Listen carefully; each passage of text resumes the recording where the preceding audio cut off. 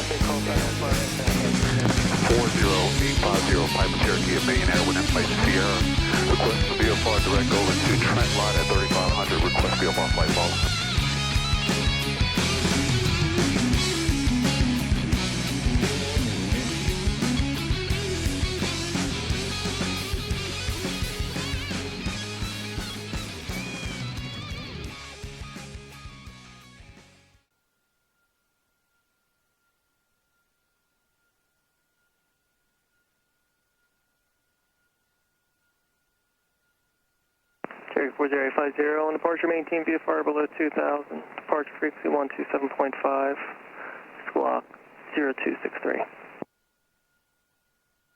Okay, below 2000 after departure, squawk 0263 and contact approach on 127.5, Cherokee 4050. 25 miles from the final approach, fix turn right heading 290, maintain 2000. Cherry 4050, your readback is correct and advisory taxi. 850 is ready to taxi. 850, runway 32, Foxtrot, section departure, taxi via Foxtrot. Okay, section departure, runway 32, taxi via Foxtrot, Cherokee 4050. Okay, so we're not going to go all the way across the runway. We're just going to taxi out. He's going to give us an intersection departure, which I anticipated. And normally that runway is 5,000 feet. Felt the nose go down. Normally the runway is 5,000 feet. We'll leave the door open until we get over to the runway, and then we'll get it. So normally the runway is 9,000 feet. We only have about 4,500 feet for that intersection departure, and that's fine. We only need 782 feet for takeoff. So we're going to taxi out, we're going to do an engine run up, and then we'll take off. Okay. So he wants us to go via Foxtrot, which is come up here to this line up here, and then just go straight over to runway 32, hold short there, and then we're going to take off not from the beginning of the runway, but from the midpoint of the runway. That's what he said, intersection departure. They all talk fast like that. And the more you interact with them, Skyhawk 80 Fox. the easier it is to understand what it is that they're saying. Tag 80 Foxtrot Papa, call for ground. So now you're in a movement area now because you just crossed those little hash marks. So you have to pick up this taxi line. Stennis to the west at 2,500 with information Sierra. So she said maintain at below 2,000. So I'll go back here and 52 Golf 4 Tower, runway 32, clear for the option. put 2,000 in there and set it. So I'm going to get a quick gyro and compass check here. So that's checking the turn coordinator, the HSI, and the MAC compass. Make sure that they're already all working. Maintain VFR to below 2,000 initially. Departure frequency 124.6. Squawk is 0276. All right, at or below 2,000. So this is taxiway. 246 frequency and squawk is Hotel. This is taxiway Juliet. 0. This is Foxtrot Nest Hotel. 0 Foxtrot Papa, read back correct. We can come all the way up here to this whole short line, but we can't go any further. 0 Foxtrot Papa, runway 32 is Foxtrot, section departure taxi via Foxtrot. So we're just holding short right here. I'm going to do a quick engine run up and we'll be ready to go. Okay, flight controls. I'm sorry, hitting your knee. There you go. Flight controls check. Seat belts, shoulder harness, fuel selectors on the fullest tank. Mixture is rich. Avionics are set. And throttle will come up at 2,000 on the RPM and check the magnetos.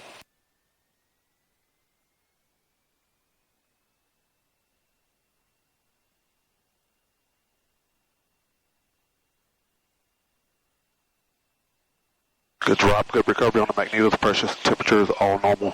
Ammeter is charging. Carburetor heat, good drop. We're going to go to idle. Engine still runs. Carb heat off, fuel pump on, and back on the checklist. Okay, for takeoff, avionics GPS is set. Elevator trim is set for takeoff. Rudder trim is neutral. Flaps are all up. Fuel pump is on. Go ahead and switch tanks to the fullest tank.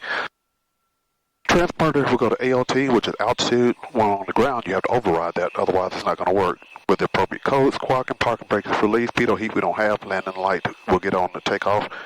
Mixture is rich. Door, now we'll go ahead and open and close. Watch your arm. That's latched there, but it's not locked. It's locked rather, but it's not latched. And then that's the latch right there. Okay, doors and windows are secure. Time is 8:02. Be a full throttle takeoff, and we'll rotate at 60 miles per hour. If anything happens on the takeoff roll, we'll abort takeoff. If we take off and something happens and we got runway to land, we'll land straight ahead, then exit at the end. Up to 700 feet, we're just going to have to go straight ahead. 700 to 1,000, we can go 15 degrees left or right of the direction that we're traveling. Above 1,000 feet, 1,400 feet above the ground, we'll consider coming back here and landing runway 14. So we're taking off runway 32. And we got tower. Contact departure. Expecting the Foxtrot FX. And go for tower. Good morning. November 4050, Foxtrot, intersection, runway 32, ready for departure to the east.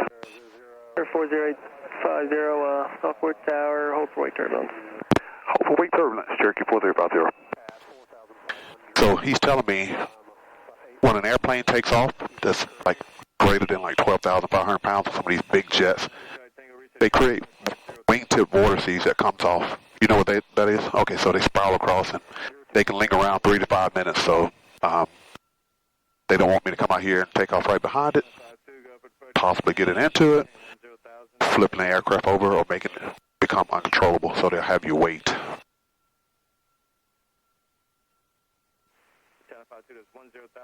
I'm going to reach right here if you don't mind, see if your seat is back as far as it'll go. Push forward and back. Yeah, I think that, now come back forward. Okay, that's about as far as it's going to go. That seat is farther forward than this one, because I think at some point in time in the life of this airplane, somebody swapped these seats out, like this one was changed for another type of seat. So it's a little bit further forward, but you're short enough. We can talk about some other stuff. You see the pedals down there? Put your feet on those. That steers the aircraft. It makes the rudders move left or right.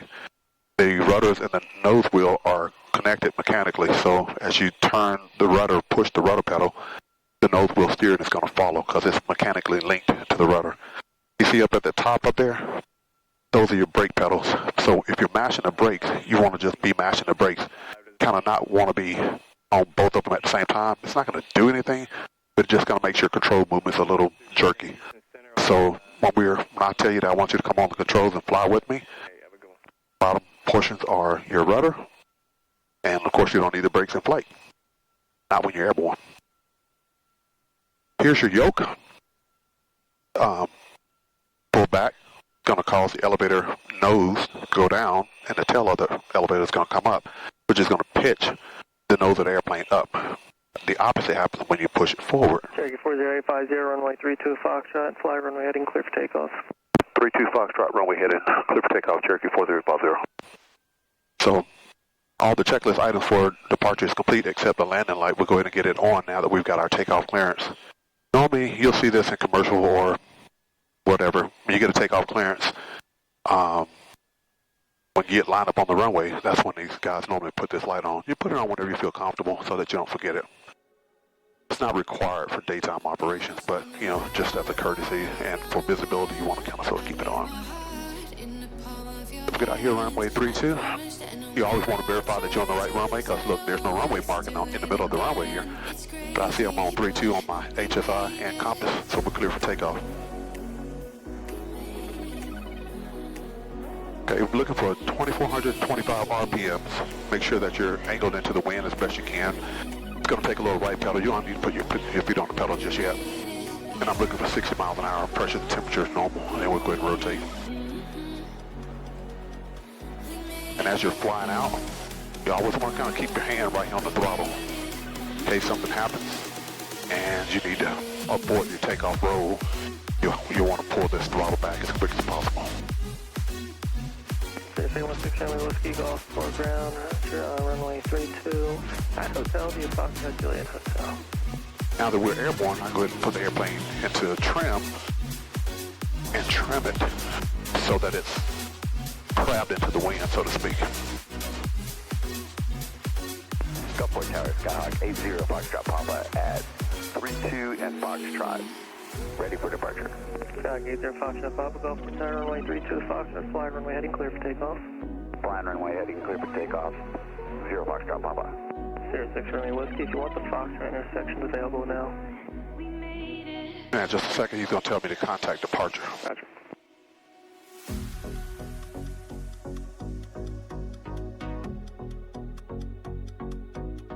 Cherokee 50, contact departure. Switch to departure, Cherokee 4350. Port departure, good morning, November 40850 is 904 2000. Seagull Ford Tower, roger. 850, go for departure to contact. Maintain VFR at or below 4,000, resume on navigation. On navigation, at or below 4,000, Cherokee 4350. 06 runway Whiskey. So we're going to go up to... Meet straight out, then westbound to Stennis. Runway 32 at Foxtrot, clear for takeoff. 3,500. 32 Foxtrot 6 Whiskey. So that's not on yet, but it will be when we turn a little bit further to the east. So at this point, go ahead and put your feet on the bottom part of the pedal. Yeah, just that black part. Go ahead and bring your hands up here onto the yoke. Okay, now just kind of fly with me for now, and then I'm going to turn the controls loose, and you're going to fly the plane for a little bit. I'm not even going to put the autopilot on. So if I turn to the right, this goes to the right. If I turn to the left, it goes to the left. If I pull back, it goes up. And push forward, it goes down. So now we're on an intercept for where we're headed. We turn to the left a little bit, 20 minutes out, and we head a little bit more to the left, and then just level out here and push the nose down just a little bit. A little bit more, right there, that's good. You're going to continue to climb, keep climbing, come back, pull it back a little bit. Pull back this way towards you, right there, hold it right there.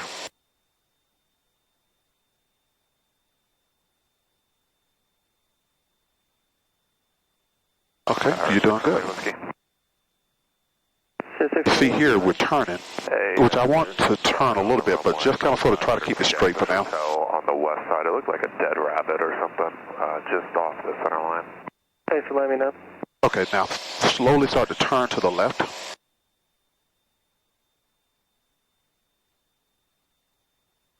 Go ahead and take a little bit of power out.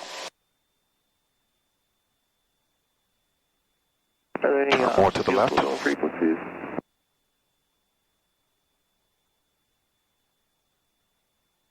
And we're just going to follow the coastline. You see that bridge up there? Yeah. Fly to that bridge. So you're going to have to turn left to do that.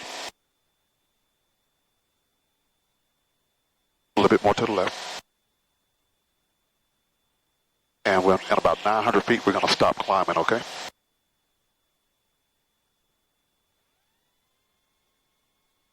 And your seat might be down a little bit lower than you probably need it to be able to, so I'm just going to tell you when to stop turning, okay? So turn left a little bit more.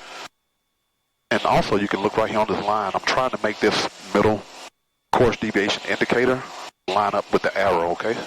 So you see how right now you're splitting it? That's fine, that's fine. You can just roll out. When I say roll out, you can go wings level right there, okay? So that's going to allow you to slowly intercept the course that I have planned for us in here, okay? So don't be concerned about this too much right now. You're doing great. Okay, after takeoff, fuel pump goes off, landing light goes off. We'll get the aircraft trimmed here. But, you know, you do a lot of things with a flow, but you just always want to go back to the checklist. So we've got our climb speed going. We've already cleared all our obstacles. We are climbing out at about 100 miles an hour. That helps keep the engine count sort of cool. Change approved. Mixture is still rich for now. We'll leave it rich. Carburetor heat is cold, and engine instruments will monitor. And trims are set, and we'll continue to monitor our fuel state. So right now we're going up to 3,500 feet. We're at 3,250 feet. So we got just a little bit more to go. Turn left. More. Right there. Continue. Hold on. Keep coming. Keep coming. Keep coming. Keep coming. More to the left. A little bit more. See how that line is broken right now? So we need to go now roll out right there. You're doing perfect. Okay, I'm going to take a little bit of power out. Put a little bit of pedal in here. I'm going to trim the aircraft down, nose down. Keep level out. There you go. Now pull back a little bit because we want to make sure that hundredths indicator gets over here to 500, so that's 3,000. We want the 500 to be right there. Now turn left a little bit because you see how your course is going more over to your left. You want to try to keep that lined up in the center. You're doing fine. How you feeling over there? Good. Okay, good. Pretty much a natural. You see what we're trying to do here? So you're at 3,540, so we'll take a little bit more power out. If I want to descend or climb, I can either pitch to get there, or I want to get there faster, or I can take some power out, which is going to stop us from climbing as much. So I'm inside. Whenever I say I'm inside the aircraft, that just means I'm not looking outside. I just want you to pick up all of my scan, all of your scan as well. And so I'm coming here, I'm going to put in the tower frequency. It's 118.575. So 118. November 40850, altitude restriction deleted. Altitude restriction deleted 40850. Thanks, sir. 118.575.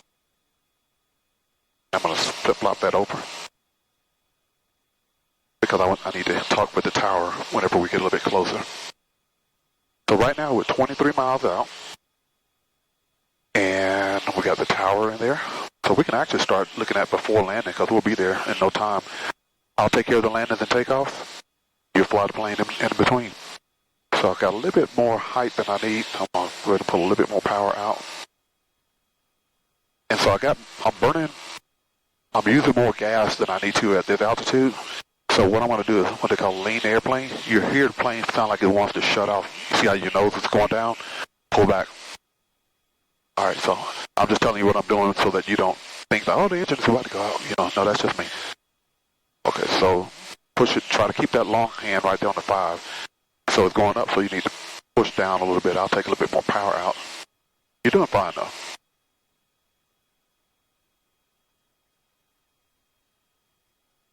Okay, so now I've taken out a little bit of gas that we don't need to be burning. So here Papa contact is your vertical speed indicator. It tells you if you're going up or down. You want to try to keep it, once you get to the altitude that you're at, you want to keep it at 0. Where's your course? Are we on course or are we to the right of course? To the right. There you go. So you just need to turn left and go ahead and make that correction as you need to. And you can cheat, look over on my iPad if you want. Or you can look right there, or you can look right there. There's a lot of things that are telling you exactly what you're doing. Have you flown before? Not like an actual. Yeah. Are you kidding me? You have never flown before? I've been like on a simulator. Okay, well. But not like actual plane. Oh, you're doing fine. That's why I'm asking you. I'm like, you mean tell me you've never flown? Okay. So like, instead of chasing, you see how you're going down? Instead of chasing it, I'll just give it a little bit more power. And then it'll stop that descent, and it'll start making it level off a little bit more where you want. You see how our ground speed is only showing about 90 or 89 miles per hour over the ground. That's because we're flying directly into a headwind or quartering headwind. So let's talk, since you're doing so well, let's talk about some other stuff. If you look over the nose of the plane, you see that smoke coming down there? Yeah. That tells you what the wind is doing, at least on the ground. Plus, you've already done your pre-flight, and you've already determined what the winds are. When you got the automated weather information broadcast information that said that the winds were 350 at 5. So if that's the case, it's going to be coming pretty much off of our left-hand side. Now, how do you validate that? There's a lot of different ways you can. Look way out on the horizon out there. You see those smokestacks out there? Yeah. Which way is the wind blowing? It's like coming back this way, right? Mm-hmm. So all of those visual cues are validating what you think the plane is doing. I can't believe you've never flown before, and you've already instinctively figured out how to stay on course, how to keep your altitude. I'm going to have to tell Sheila, I think you must have already been flying before. Okay, so we are now 18 miles from Trent Lot. I've already looked at, and it's telling me here, hey, the ATIS is 135.175. I've already got their ATIS information, but we'll listen to it. 135.175. So you just get ahead of the airplane and get all the information you need to be able to land.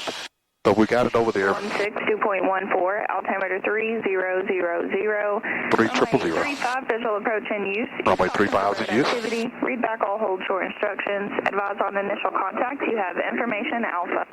That means when we call them, we got to tell them we got information alpha. 1253, Zulu observation. Wind 360 at 3, visibility 10. Sky clear. Temperature 162.14, altimeter 3000. Okay, so we got information alpha. We'll go ahead and put 123.7 back in there because I'm going to go back there after we get done here. I need to let approach control know that. And go for approach 40850. 40850, go ahead. Yes, sir. We're doing a discovery flight with a new student here this morning, and we're going to be doing one touch and go at Trent Lot, then VFR back direct to Gulfport for termination. 40850, roger. I know Mobile's the next approach, but I'll probably terminate you at the border. You can go straight to the Trent Lot Tower, and then when you're off, you just contact me again. Sounds good. Can I keep this squawk code? Hey, affirmative.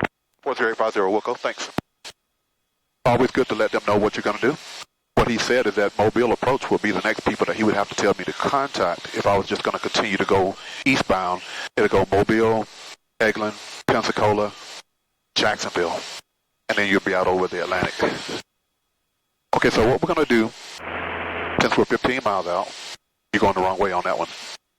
I know what you were wanting to do, but I'm talking so much that I'm confusing you. Other way. You see, Yeah. You're always trying to chase your course. You want that course to be pretty much right in line with the arrow there. That's called your course deviation indicator. And it can be used for many different things to include your ILS and your GPS approaches and stuff like that. So, to make sure that you're staying on course, and you have a glide path advisory that will come down and let you know if you're on the glide path. So if you're lined up for your approach. Okay, so we're going to go ahead and get the landing light on since we're not too far away. And in just a second or two here, once we get about 10 miles out, we're going to go ahead and start descending down to the traffic pattern altitude. And at that location is 1,200 feet. So we'll descend all the way down to 1,200 feet. I expect that they may tell us to either enter left downwind or left base for runway 35 when we get up here a little bit closer. And their runway is, let's see here how long that runway is. I think it's like 6,000 feet. Yep, 6,000. Looks like 6,150 or something to that effect, but we're only going to need about 1,100 feet to touch down and then gas back up and take back off. May take us a little bit more on the takeoff roll, so we shouldn't use up any more than like half of the runway to make this maneuver.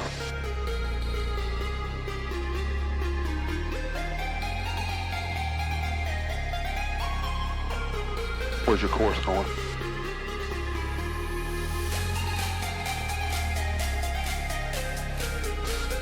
I believe you. I believe you've been flying before. Where's your phone? Let me take your phone. I want to get a couple pictures of you before we descend. I got the controls. Great. We have the controls again. That's always important to do is establish who's flying the airplane. So if I say I have the controls, then that means I literally have the controls. So you want to give your YouTube folks, your family like that. Hey, look at me. Yeah, do something cool. Let's see here.